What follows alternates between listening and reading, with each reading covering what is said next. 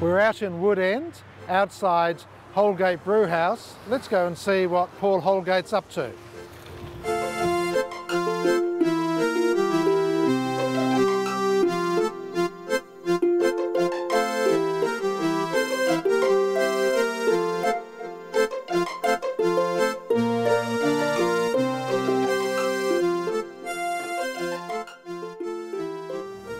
Paul, how did you get involved in the microbrewing scene?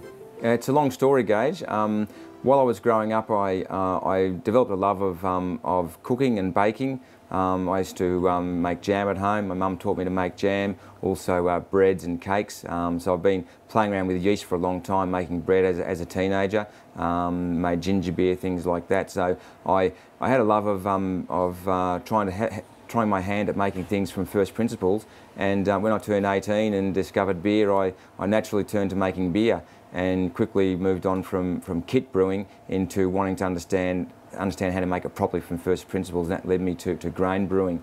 So I've had a love of sort of making things for a long time. I've got a science background. I studied science and chemistry at Melbourne University, and that sort of led me into down that real full-on brewing pathway as well as a big hobby.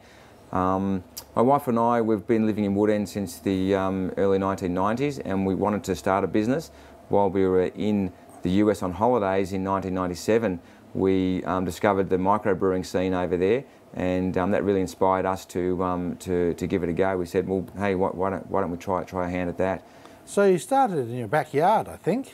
That's right, Gage. It was a bit of a, I suppose, a low-risk way to start in some ways. We bought the brewing kit, but we installed it in the backyard and started brewing on the weekends. I still maintained a full-time job in Melbourne at the time, so commuting up and down to Melbourne, brewing on the weekends, doing a lot of operations at night time after I come back from work. So we did that for about 3 years part-time, got the business off the ground slowly in a very small way.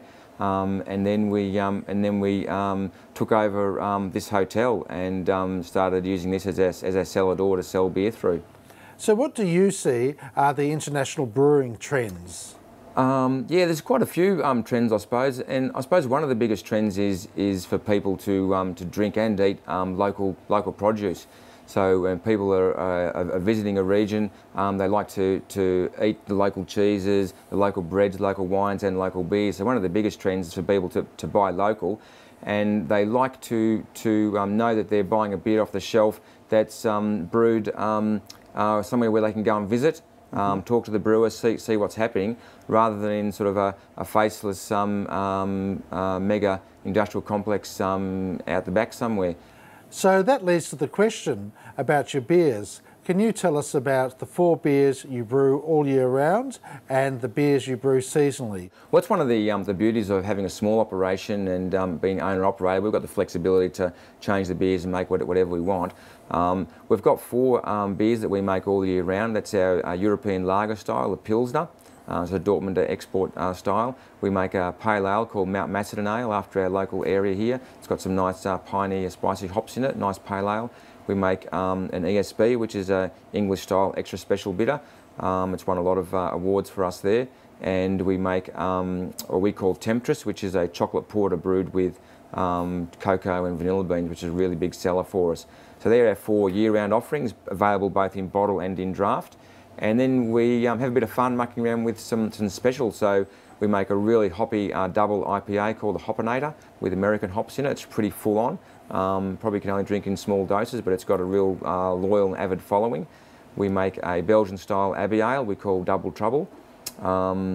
We actually did a trip to the States last year with the family. We visited the Pacific Northwest, which is the home of the microbrewing scene, to Washington State, Oregon, cities of Portland and Seattle, and we love their IPAs they're making there. So we made a beer as a tribute to that trip, which we call the Road Trip, which is only available on draft at the moment. So it's a bit of fun, and we make a white ale, which is a Belgian style wheat beer made with coriander and with orange peels, that sort of thing. Paul, was there one particular beer that was the source of all the inspiration? I probably would have to say no, because I just have tried that many beers over the years, and have a lot of little inspirations on the way. Even way back when I was a uni student, coming across Coopers back then, I suppose, and I was homebrewing at the time, sort of was you know, one of the alternative beers of the day. So that would be a good inspiration. But yeah, there's a lot of English beers like Young's Bitter. From London, as well as some American beers as well, yeah. So Paul, could you explain to our viewers about your idea of local community, and in particular your personal stance about pokies and Wood End? Sure. Well, I suppose firstly, there has been an ongoing long campaign, no pokies for Wood End, and that's not coming from us in particular, but we are supporters of the campaign. It's a great community in Wood End, a nice close-knit community, and in general as a whole, people around here are against bringing pokies into Wood End. Natasha and I personally, we're not big fans of pokies. We don't go and play pokies, so naturally we haven't installed them in our venue. Our pub is all about socialising and you know, talking with friends and having a nice beer or a nice local wine. So yeah, so we're hopeful that that there'll be no demand for pokies in Wood End. And look, there's not too far away. If you really want to play the pokies, then they're not too far away. So there's really no need for them to be here. Paul, thank you for your time today, and it was good to see you. Thanks, Gage.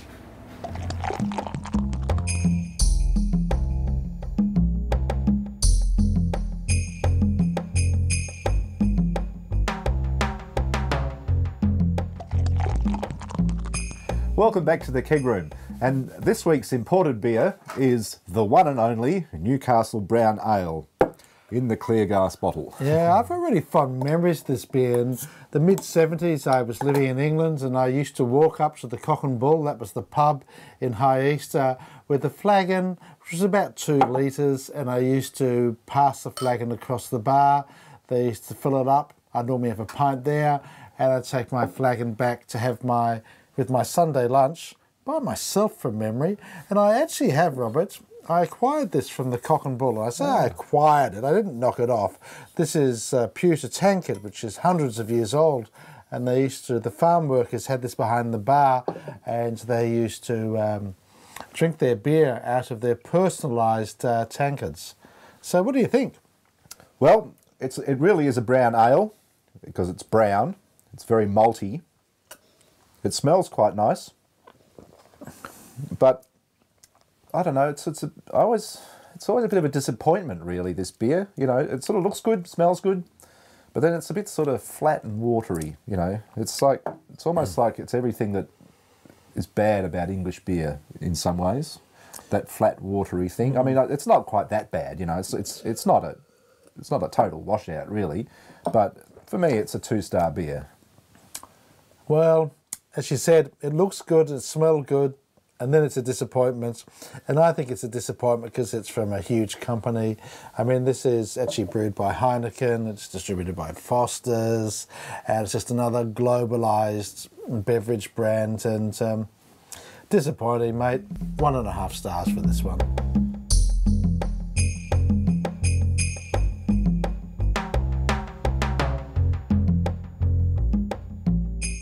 Well, that's all from the Beer Frontier for this week. Remember to tune in next week, and we'll take you on another beer journey through the wonderful world of ales, porters, stouts, lagers, pilsners, bocks, and what's another one? There is no other ones, doesn't matter. So thank you very much. Don't remember to look at our website to find out details of what we've been drinking, what we rated them, how much we paid for them, where we bought them, etc., etc. So thank you very much, and we'll see you all next week.